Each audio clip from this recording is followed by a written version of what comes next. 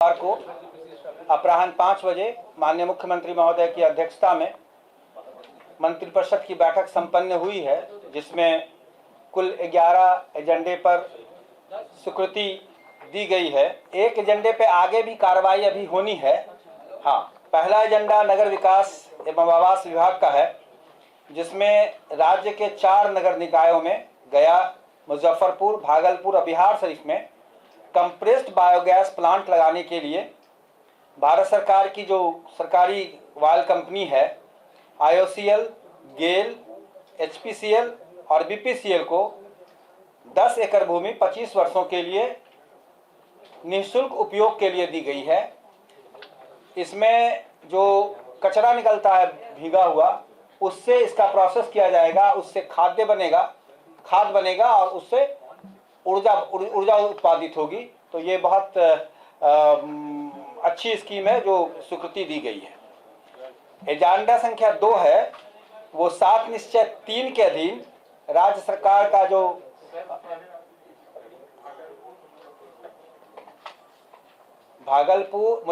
गया जी, मुजफ्फरपुर, भागलपुर और बिहार शरीफ।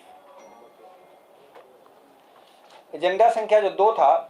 वो में 7 निश्चय 3 के अधीन जो दोगुना रोजगार दोगुना आय की योजना है सरकार की, उसके अधीन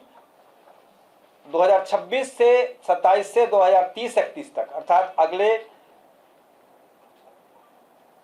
5 वर्षों के लिए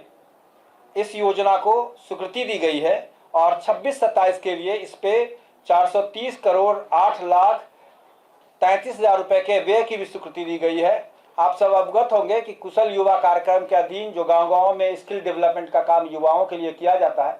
तो इसके 5 साल के एक्सटेंशन से युवाओं को ज़्यादा स्किल मिल सकेगा और उनको रोजगार मिल सकेगा।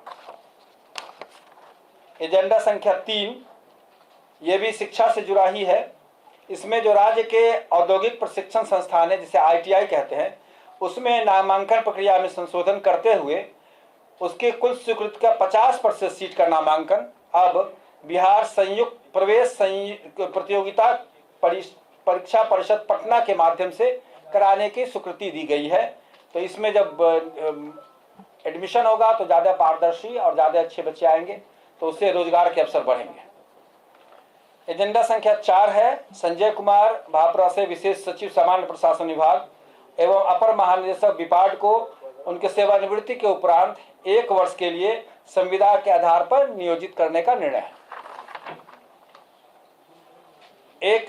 सूचना प्रविधि का एजेंडा नंबर 5 था कि स्वीकृति दी गई है, जिसमें संचार मंत्रालय भारत सरकार के द्वारा स्थापित भारत नेट, पूर्व में national optical fibre network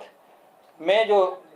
right of वे होता है, उसकी स्वीकृति के लिए त्रिपक्षीय समझौता करारनामा के एडेंडम को हस्ताक्षरित करने पर स्वीकृति दी गई है।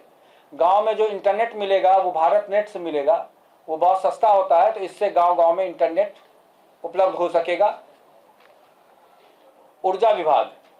विभाग में Bihar state power transmission company limited के लिए उपकेंद्रों के लिए 221 पदों की स्वीकृति दी गई है, जिसमें विद्युत कार्यपालक अभियंता, सहायक कार्यपालक अभियंता GTO, कनिया अभियंता GTO, प्रधान अग्रजन तकनीकी कोटि 1, 2, 3 के कुल 221 पदों की स्वीकृति दी गई है, जिससे PMCH और अन्य जगह पर जो नए उपकेंद्र बनाए गए हैं उसका मेंटेनेंस किया जाएगा।